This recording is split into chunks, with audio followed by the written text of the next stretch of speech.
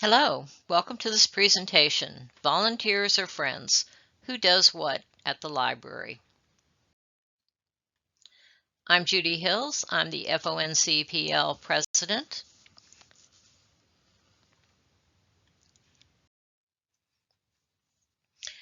We'll start out with the bottom line. Volunteers apply to assist at the library. Online research shows that libraries use volunteers primarily within the library for a multitude of tasks. Friends do not apply to assist at the library unless the library requires them to do so. One library specifically said on their website, Friends of the Library volunteer. So if you are interested in volunteering with the library, please fill out the volunteer application link below. Recently, we were asked our opinion about some of the tasks that libraries had the Friends performing. This generated a general discussion about volunteers in libraries versus using Friends. This research is the outcome of that discussion. So, depending on the size and sophistication of your library, it may or may not have volunteers. Some libraries do not have volunteer programs. They rely on Friends. What we found is that most cases, Friends are charged with doing tasks, these tasks, not volunteering within the library. So Friends are primarily relegated to advocacy, fundraising, selling books, running bookstores, assisting with special events inside and outside the library. This is a rather generalized statement. These are some things that library directors need to consider when deciding whether or not to use volunteers for a particular task.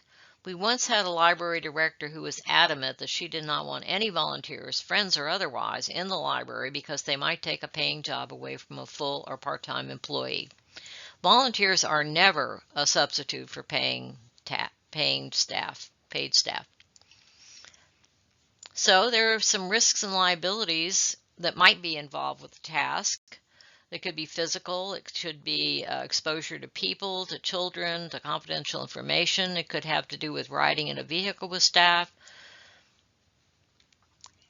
And will this task be taken away from a full or part-time employee? Court-mandated community service. You only bring this up because it's another source of volunteers in libraries, and some libraries do allow it and others don't. They usually require a separate application. The staff is assigned to oversee the individual. The hours have to be tracked and forms signed, and they may need to interact with an assigned court officer. Those libraries with volunteer programs do have some level of formality, if nothing more than an application. The larger and more sophisticated libraries do have a more formalized program. Some allow volunteers as early as 12, but most start at age 15. Some libraries suspend their volunteer programs during the pandemic. All require an application. Some do an orientation. Some require a minimum commitment, in other words, number of hours or shifts per week. And some requires a skill test, such as the sample shelving test. Screening volunteers may be desirable, especially given today's litigious society and a volunteer's exposure to children in the library. Most have a formal sign-in, sign-out procedure. Some require name tags, t-shirts, or vests for easy identification. Some do various screenings, such as an ID, they copy their ID, or a self-reporting of convictions or felonies or misdemeanors. They might do a background check. Some have a process to reject volunteer applicants, and some have online calendars so volunteers can see opportunities for special events. The next couple of slides are just the volunteer tasks that can be assigned to volunteers. This information was gleaned from a multitude of library websites visited, some in North Carolina and some in other states. And these were a mixture of small, medium, and large libraries. But you can see all the different types of tasks that any given library could have. And it's really up to the individual library and library director as to what he or she thinks is appropriate for their particular circumstance.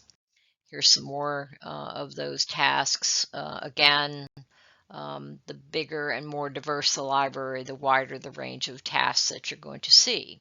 But it might give you some ideas as to some things that perhaps could be handed off to some extent to a volunteer.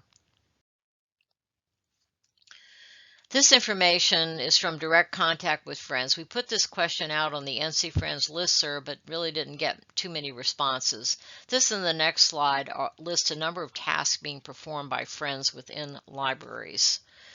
They create flyers, they update calendars, make copies and scan documents, they might write and submit press releases, they could post to community calendars, and they could take the virtual reality programs to groups within the community. They could also maintain mailing lists, handle displays, host receptions, help with outside events, maybe help with a book or techmobile, meeting them at the location. If your library is considering a volunteer program, it'd be a good idea for the Friends Board to meet with the library director or manager to have an open discussion about how the Friends will fit into the new model. We need to clarify the role of the Friends vis-a-vis the volunteers, determines what things they want the Friends to do, such as could ask the Friends to pay for the background checks, or provide recognition awards, or provide refreshments for volunteer recognition events, maybe providing t-shirts, vests, name tags, maybe providing volunteer management software.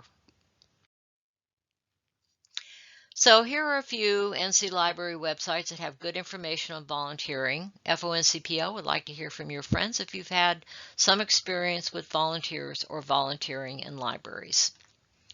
So we'll leave it at that, and hopefully if your library is considering a new program of including volunteers, that you will have the opportunity to sit down with them to kind of work out the details. Thank you for listening in today, and good luck.